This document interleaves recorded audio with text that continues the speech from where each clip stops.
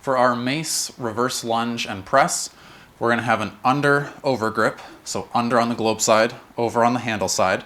So I'll just demonstrate real quick what this is going to look like in our final form, and then I'll break it all down. So here.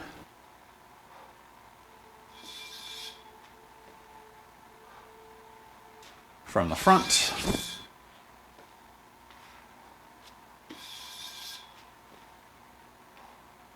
All right, so we'll break it down. Like I said, over under grip, this is going to be your regular switch curl. So we're switching from side to side with the mace. And with all of our lunges, we want to keep our shoulders back, our chest up. When we go down into our lunges, we want to have about a 90-degree angle in both our legs, stepping back as if we're on railroad tracks. We don't want to step back on a tightrope. It's going to make it harder to balance.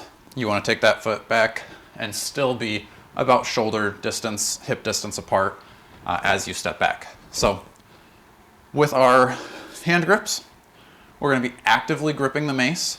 This is going to involve a lot more upper body.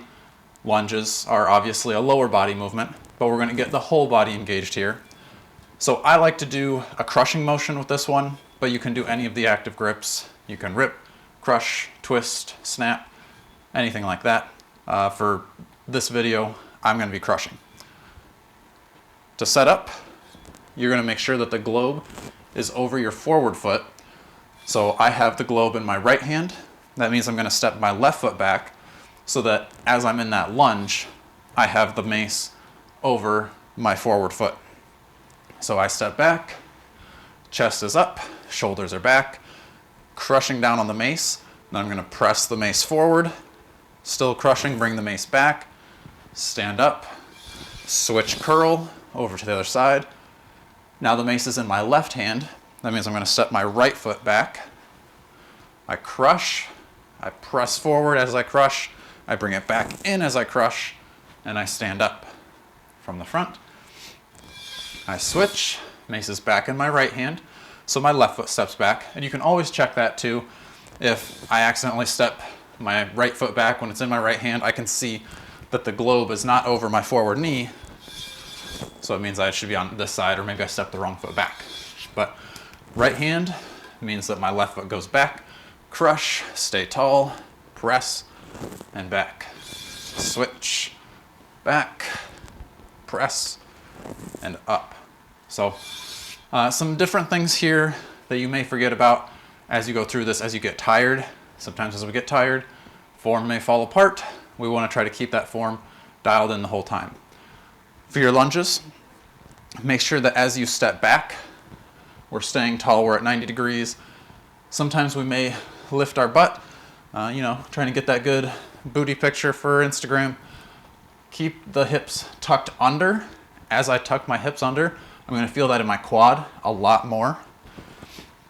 As you go through, like I said, it may be more challenging to be doing active grips, so you don't have to squeeze as hard as you can the entire time. Maybe you start out squeezing hard. As you get tired, you're squeezing a little less hard. And that's totally fine. Go at your own pace. And you can also add some layers of difficulty in your pacing of the lunge. So I can go a little bit faster here.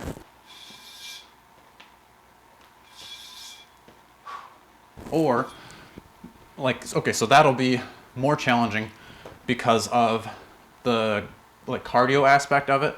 You're going faster, heart rate's going to get higher because you're getting a lot of reps in really quickly.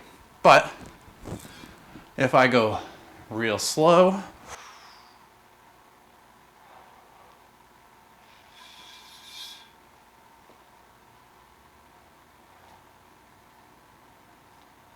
that adds a layer of difficulty in more of the strength aspect because I'm having to hold that position longer and slower.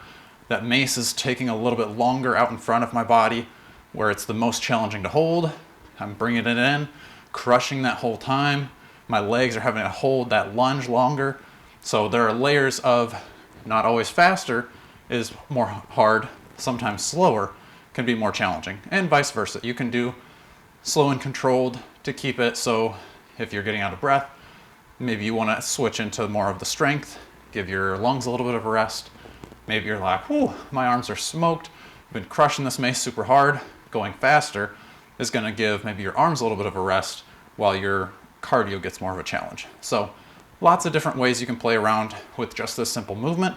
Stick around and I'll show you some more in future videos.